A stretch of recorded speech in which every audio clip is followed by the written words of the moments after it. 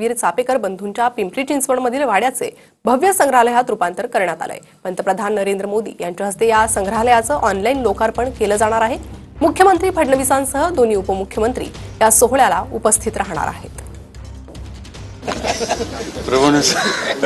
मासे शाकाहारी 2 मिनिटं द्या ना माझी 2 मिनिटं।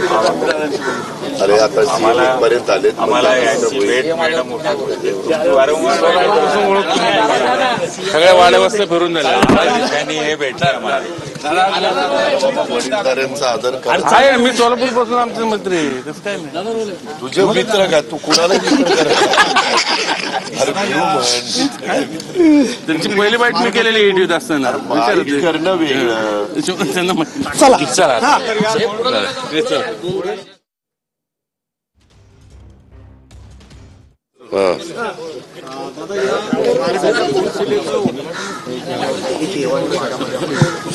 काय काय काय काय भूमिपूजन झालं होतं, उद्घाटन नव्हतं झालं। बरोबर आहे, आमच्या दृष्टीने थोडासा उशीर झाला। खरं तर मागच हे काम व्हायला पाहिजे होतं। आता राज्य सरकारने पण त्याच्यामध्ये लक्ष घातलंय आणि 60% राज्य सरकार आणि 40% पिंपरी चिंचवड महानगरपालिका असं मिळून हा पूर्ण प्रोजेक्ट आता राहिलेला पूर्ण करण्याचं आम्ही ठरवलेलं आहे। राज्य सरकारने त्यांच्या हिश्श्याचे 60% मधली काही रक्कम, काही करोड रुपये ही ऑलरेडी त्या ठिकाणी पाठवलेली आहे। फक्त ही जुनी वास्तू आहे आणि ते जुन्याच पद्धतीनं दिसावं, म्हणजे हेरिटेज टच त्या गोष्टीला राहावा, त्या वास्तूला राहावा, अशा प्रकारचा सर्वांचा प्रयत्न आहे। आणि तशा पद्धतीनं आता मी एवढंच सांगतो की ह्या महायुतीचं सरकार आलेलं आहे, भरभक्कम आम्हाला सपोर्ट आहे, बहुमत आहे। त्याच्यामुळं आमच्या टर्म संपायच्या आत हे सगळं काम शेखर सिंग आपल्याला करायचं आहे। हे काम आपल्याला आमची टर्म संपायच्या आत करायचं आहे। त्याच्यामुळे मी मगाशीच त्यांना सांगितलं आमच्याकडनं निधीची कुठली कमतरता भासणार नाही। आम्ही जसा निधी देऊ 60% काही हिस्सा आला तर त्याच वेळेस 40%तला तेवढा हिस्सा त्या पद्धतीनं कॉर्पोरेशनचाही आला पाहिजे। हिंदीवरनं खूपच आता टीका टिप्पणी सुरू झालेली आहे। काय सध्या कुणाला उद्योग नाहीये, मराठी आपली मातृभाषा आहेच, त्याबद्दल कुणाचं दुमत नाही। प्रत्येक राज्याला आपली आपली जी काही मातृभाषा असते त्याबद्दल आपुलकी आहे, प्रेम आहे, जिव्हाळा आहे, ती टिकली पाहिजे। आणि मराठीला अभिजात भाषेचा दर्जा देशाचे पंतप्रधान नरेंद्र मोदी साहेबांनी दिला। खूप वर्ष हे प्रकरण दिल्लीमध्ये पडून होतं, परंतु कुणी करण्याचं धाडस दाखवलं नाही। ते NDA सरकारने दाखवलं, मोदी साहेबांनी दाखवलं आणि त्याचे कार्यक्रम पण आम्ही त्या ठिकाणी घेतले।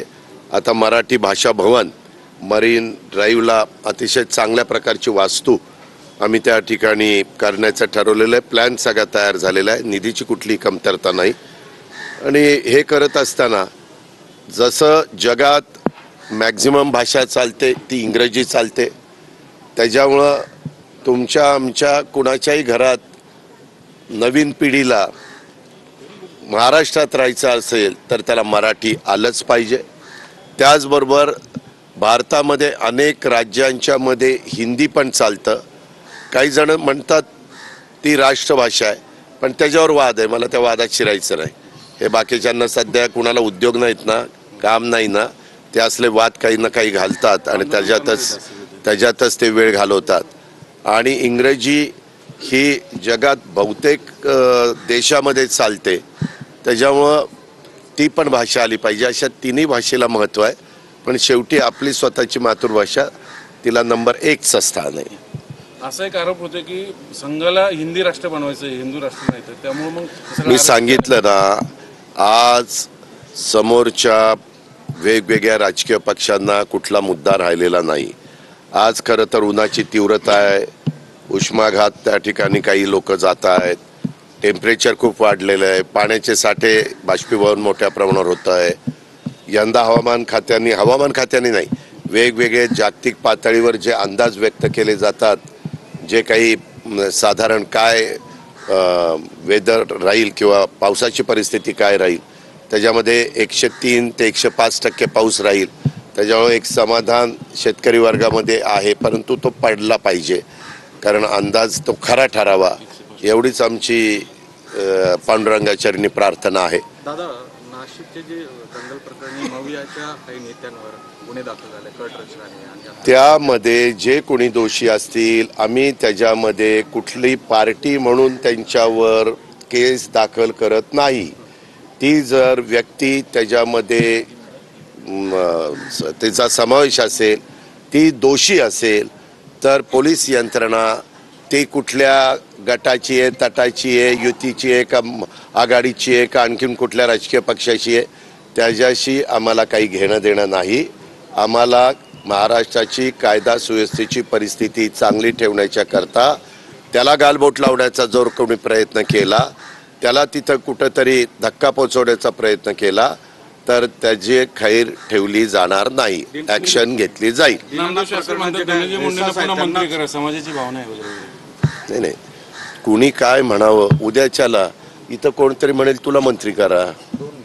शेवटी कसं आहे, आज कशा करता ती जी काही मधल्या काळात घटना घडली त्याची इन्क्वायरी चालू आहे, CID इन्क्वायरी चालू आहे, त्याच्यानंतर त्याच्या संदर्भातले पोलिसांची इन्क्वायरी चालू, SIT नेमलेली आहे आणि न्यायाधीशांच्या मार्फत इन्क्वायरी चालू आहे.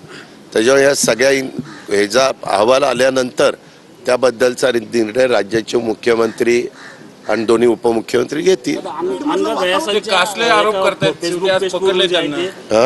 एक पोस्ट करण्यात आली त्यांच्याकडून. कुणाकडनं? अनगा गायसास, डॉक्टर गायसासांचे रिलेटिव्ह आहेत, पत्नी आहेत, त्यांनी की रिझर्वेशनच्या डॉक्टरांकडून इथून पुढे एक तुम्ही उपचार घेत जा, अशी एक पोस्ट मोठ्या प्रमाणात व्हायरल. हो का, मी तुम्हाला सुरुवातीलाच सांगितलं की एखाद्या व्यक्ती काही कारणाने जी पोस्ट द्यायला नको अशा प्रकारची पोस्ट देऊन समाजामध्ये काही वेगळ्या प्रकारची संभ्रमावस्था निर्माण करत असेल तर त्या गोष्टीला जास्त महत्त्व देण्याचं कारण नाही.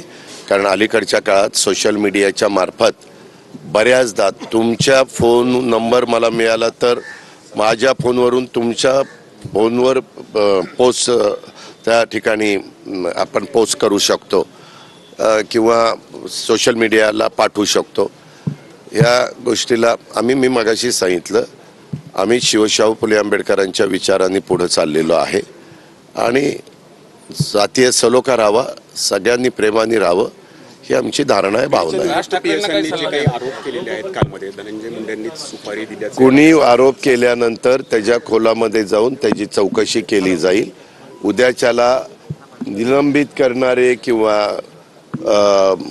अशी जो व्यक्ती असतात त्यांच्या आरोपाला किती महत्त्व द्यायचं ह्याचाही कुठंतरी विचार जनतेने पण करावा, तुमच्यासारख्या मीडियाने पण करावा.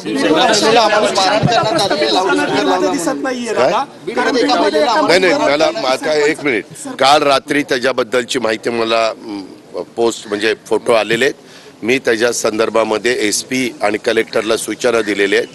हे नक्की कुठं झालंय, त्याला कोण जबाबदार आहे, आणि जर ते तिथंच घडलेलं असेल आणि कोणी जबाबदार त्याच्यामध्ये असेल तर कायदा श्रेष्ठ आहे, कुणालाही पाठीशी घालण्याचं कारण नाही, त्यांच्यावर सक्त कारवाई करा अशा सूचना दिलेल्या आहेत. आम्ही एक इथे फोटो घेणार आहे सर्वांचे. तर अजित